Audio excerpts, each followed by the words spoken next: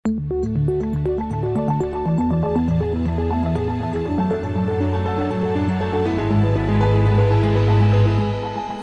This Morning.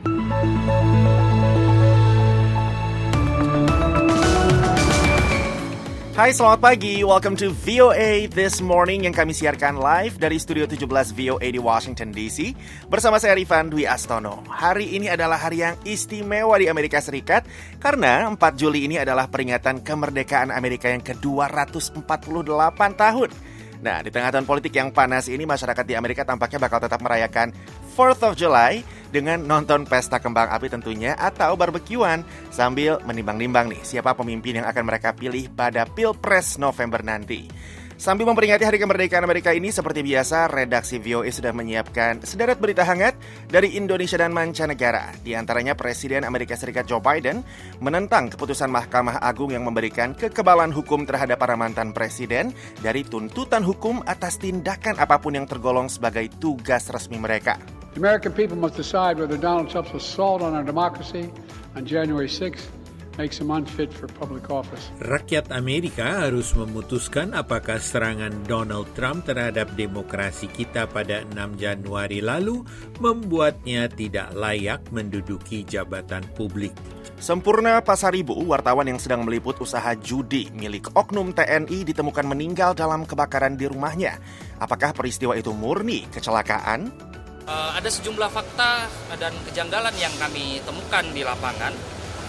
Yang pertama itu, sebelum kebakaran itu terjadi, Bank Pasaribu ini itu memberitakan soal perjudian. Itu yang pertama. Jangan lupa siaran ini juga bisa Anda simak secara live streaming di situs kami www.voaindonesia.com atau dengarkan kapan saja melalui podcast VOA This Morning di platform podcast langganan Anda, termasuk Spotify, YouTube Podcast, dan Apple Podcast. Kini kita buka VOA This Morning dengan berita dunia pagi ini. Presiden Amerika Serikat Joe Biden tidak mempertimbangkan pilihan untuk mundur sebagai kandidat presiden, kata Gedung Putih hari Rabu, setelah penampilan debatnya yang buruk pekan lalu ketika menghadapi kandidat Partai Republik Donald Trump.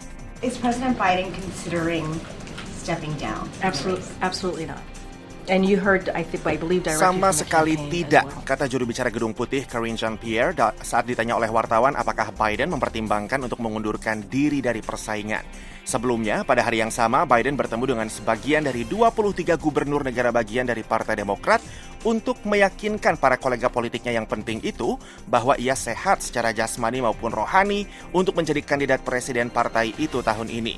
Setelah pekan lalu, penampilan debatnya yang terbata-bata saat menghadapi Donald Trump menimbulkan kekhawatiran. Pertemuan Biden dengan para gubernur itu dilakukan ketika para pembantunya berusaha dengan panik untuk meyakinkan para pendonor, legislator Partai Demokrat, serta pendukungnya bahwa ia siap bersaing dan menaklukkan Trump. Sebuah serangan Israel menghancurkan bangunan sekolah milik PBB yang menampung para pengungsi Palestina pada Rabu. Asap membubung usai serangan udara itu menghantam bangunan sekolah di mana orang-orang berhamburan ke lokasi untuk mencari anak-anak mereka. بطلب من كل العالم من كل الدول من كل مين يرحمنا يرحمونا باللي بصير فينا يرحمونا يطلعوا يقفوا معنا. Saya memohon kepada seluruh dunia, semua negara untuk mengasihani kami. Kasihanilah kami, lihat dan dukung kami. Mereka harus memberi tekanan kepada semua pihak untuk menghentikan perang dan kekerasan ini. Apa yang menimpa kami tidak adil dan kami tidak bisa lagi menanggungnya. Sungguh tidak bisa. Ungkap salah seorang warga yang tidak diketahui identitasnya. Banyak warga Palestina mencari tempat berlindung pada Rabu setelah melarikan diri dari rumah mereka di Gaza Selatan karena Israel melancarkan serangan militer ke wilayah kantong yang padat penduduk itu. Pasukan Israel melancarkan serangan-serangan baru di Rafah, kota di Gaza Selatan, di tengah pertempuran hebat melawan militan Palestina pada Selasa malam, kata warga. Sedikitnya 12 orang tewas dalam sejumlah serangan baru di Gaza Tengah dan Selatan, kata pejabat kesehatan setempat.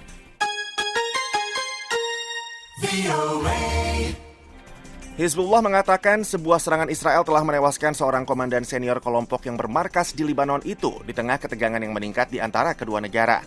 Pernyataan dari Hizbullah menyebutkan bahwa komandan itu, Muhammad Na'amah Nasser, tewas dalam sebuah serangan di kota pesisir Tire hari Rabu. Talib Abdullah, komandan Hizbullah lainnya, tewas dalam serangan udara Israel terpisah bulan lalu. Sejak 7 Oktober, ketika perang di Gaza kembali mengemuka setelah serangan Hamas ke Israel, Hizbullah terlibat dalam aksi baku tembak lintas perbatasan dengan pasukan Israel hampir setiap hari. Hamas dan Hizbullah yang didukung Iran adalah sekutu. Aksi saling serang antara kedua negara itu semakin meningkat. Hizbullah mengatakan bahwa pihaknya akan menghentikan serangan ketika gencatan senjata tercapai di Gaza. Di sisi lain, pejabat Israel memperingatkan operasi militer yang lebih besar jika Hizbullah tidak menghentikan serangan. Bentrokan antara keduanya meningkatkan kekhawatiran pecahnya konfrontasi langsung di antara Lebanon dan Israel, sehingga memicu upaya diplomatik untuk mendinginkan suasana. Kita beralih ke Kazakhstan. Presiden Rusia Vladimir Putin dan Presiden Tiongkok Xi Jinping bertemu pada hari Rabu untuk kedua kalinya dalam beberapa bulan terakhir ketika keduanya mengunjungi Kazakhstan untuk menghadiri konferensi sebuah kelompok internasional yang didirikan untuk menangkal aliansi-aliansi barat. Kedua pemimpin bertemu di sesi tahunan Organisasi Kerjasama Shanghai di ibu kota Kazakhstan, Astana. 当前双方正在全面落实我们达成的 Dalam pertemuan itu, Xi memuji kemajuan kerjasama Tiongkok dan Rusia sambil menambahkan bahwa kedua negara harus mengembangkan nilai unik hubungan mereka dalam menghadapi situasi internasional dan lingkungan eksternal yang bergejolak. Putin dan Xi terakhir kali bertemu Mei lalu ketika pemimpin Kremlin itu mengunjungi Beijing untuk mempertegas kemitraan kedua negara yang erat yang berseberangan dengan tatanan demokrasi yang dipimpin Amerika Serikat. Perdana Menteri Kanada pada hari Rabu mengumumkan penunjukan Letnan Jenderal Jenny Carignan sebagai perempuan pertama yang memimpin militer negara anggota G7 dan NATO itu. Carignan adalah tentara yang sangat dihormati sekaligus ibu dari 4 anak. 2 di antaranya bertugas untuk Angkatan Darat Kanada. Dia akan naik pangkat menjadi jenderal dan mengambil alih tugas dari Jenderal Wayne Eyre yang pensiun sebagai Kepala Staf Pertahanan dalam upacara 18 Juli mendatang. Demikian berita dunia VOA Washington, saya Rifan Dwi Astono.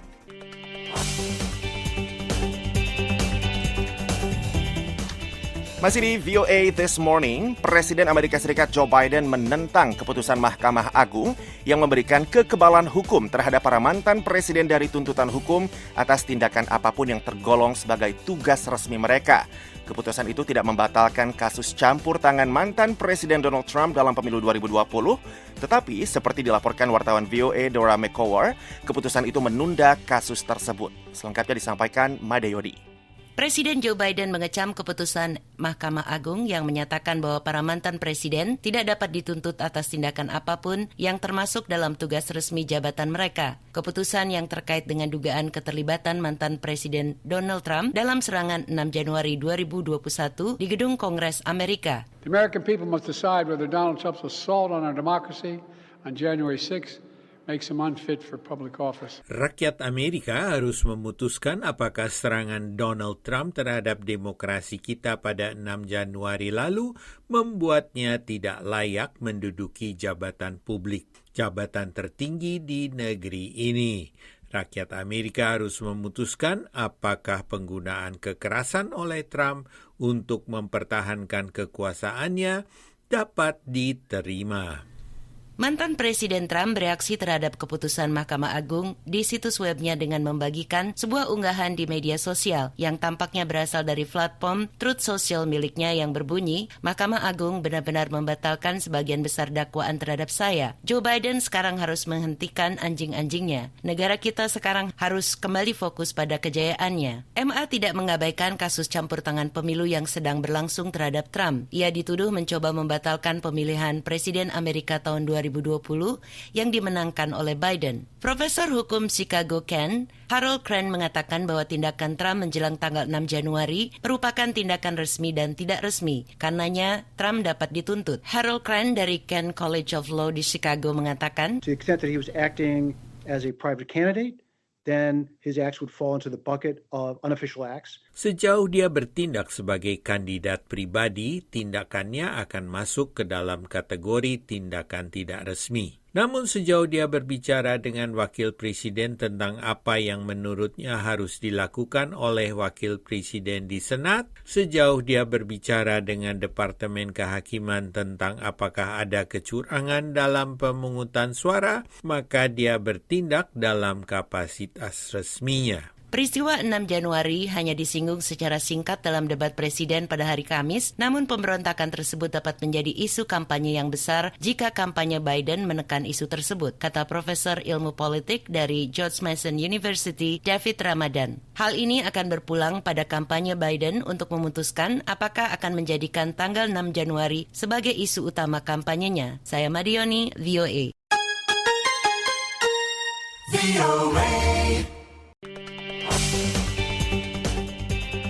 Pada Selasa, Perserikatan Bangsa-Bangsa memperingatkan perang di Gaza telah menciptakan sebuah bencana penderitaan manusia akibat perang selama lebih dari 8 bulan yang melanda kawasan itu.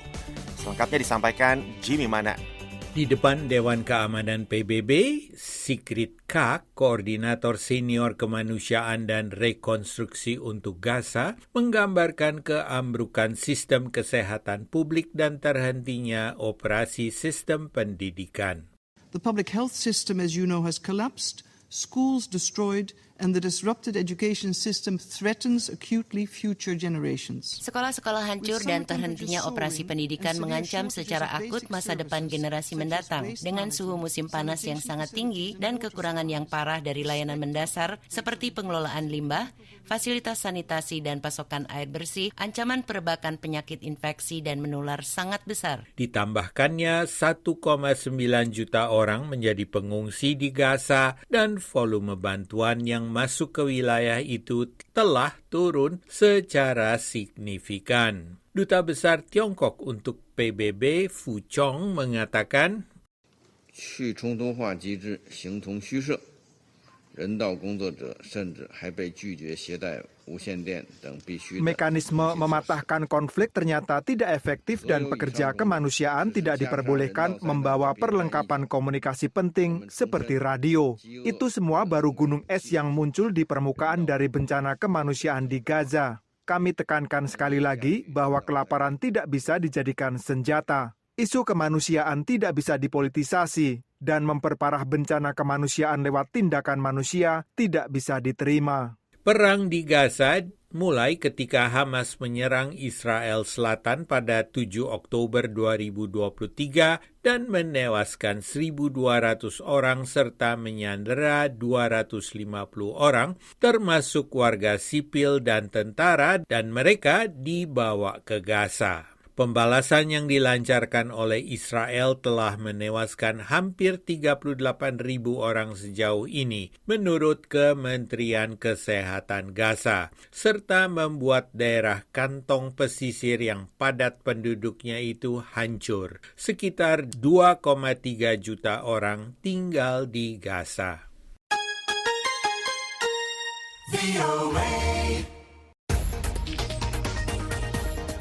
Kita beralih ke berita dalam negeri. Sempurna Pasaribu, wartawan yang sedang menulis sejumlah laporan terkait usaha judi milik oknum TNI, ditemukan meninggal dunia dalam kebakaran rumahnya. Murni kebakaran atau dibakar? Anugrah Andriansyah melaporkan dari Medan, Sumatera Utara. Kematian Riko Sempurna Pasaribu, wartawan media daring Tribrata TV, masih terus menyimpan misteri. Sempurna bersama istri, anak, dan cucunya meregang nyawa saat api melahap ludes rumahnya di Jalan Nabung Surbakti, Kecamatan Kabanjahe, Kabupaten Karo, Sumatera Utara, Kamis pekan lalu. Penyelidikan sementara polisi menyimpulkan bahwa kematian Sempurna bersama 3 anggota keluarganya itu murni karena kebakaran. Namun Komite Keselamatan Jurnalis KKJ Sumatera Utara menduga kasus kebakaran yang menewaskan Sempurna dan keluarganya bukan sekadar musibah. Wakil Koordinator KKJ Sumatera Utara, Prayugo Utomo, mengatakan sebelum terjadi kebakaran, Sempurna sedang giat memberitakan usaha judi milik seorang oknum TNI. Usaha judi itu terletak di kecamatan yang sama dengan tempat tinggal Sempurna. Ada sejumlah fakta dan kejanggalan yang kami temukan di lapangan. Yang pertama itu, sebelum kebakaran itu terjadi, Bank Pasaribu ini itu memberitakan soal perjudian. Itu yang pertama. Kemudian dalam pemberitaan perjudian itu, dia menduga perjudian itu melibatkan oknum aparat militer. Jadi perjudian itu diduga dikelola oleh aparat militer. Informasi yang dikumpulkan oleh KKJ Sumatera Utara menunjukkan persoalan ini berawal saat salah seorang anggota organisasi masyarakat Ormas memohon kepada Sempurna agar dapat ikut memperoleh jatah uang hasil judi. Selama ini diketahui bahwa Sempurna juga kerap mendapatkan jatah uang tersebut dari oknum prajurit TNI yang memiliki usaha judi tersebut. Namun saat Sempurna menyampaikan permohonan anggota ormas itu, sang oknum TNI enggan memenuhinya. Oknum TNI yang namanya disebut dalam beberapa laporan Sempurna itu luar biasa berang. Dia langsung menghubungi pemimpin redaksi Tribrata TV supaya menurunkan laporan Sempurna. Tapi, kata Prayogo, pihak media tidak menghapus berita itu. Sebelum insiden kebakaran rumah, Sempurna sempat bertemu dengan HB, sang oknum TNI tersebut, kata Prayogo. Dalam pertemuan itu, HB kembali meminta agar Sempurna menurunkan laporan yang ditulisnya. Namun korban tidak menuruti permintaan HB. Kemudian, korban pulang ke rumahnya pada Rabu malam 26 Juni 2024 dan diantar oleh rekannya berinisial R. Setelah korban masuk ke dalam rumahnya, rekannya meninggalkan lokasi. Dia sempat mengamankan dirinya, namun di satu hari di malam sebelum kejadian, tepatnya pada Rabu malam, dia itu pulang ke rumah dan kemudian kebakaran itu terjadi pada Kamis dini hari. Itu fakta yang kedua. Nah, penelusuran kami kepada para saksi sebelum kebakaran itu terjadi, ada sekitar 5 orang yang berseliweran di seputaran rumah Bang Pasaribu. Anggota Dewan Pers, Toto Suryanto, meminta agar kepolisian segera membentuk tim penyelidikan independen yang dapat bersikap adil dan imparsial dalam mengusut kasus kematian Sempurna. Dewan Pers juga akan membentuk tim investigasi bersama yang melibatkan aparat dan unsur jurnalis atau KKJ. Dewan Pers meminta kepada Komnas HAM dan LPSK untuk turut serta secara aktif melakukan investigasi dan memberikan perlindungan yang dianggap perlu kepada keluarga korban. Saat ini kepolisian juga membuka posko pengaduan terkait kasus kebakaran rumah Sempurna Pasaribu. Anugrah Andriansyah melaporkan untuk VOA Washington.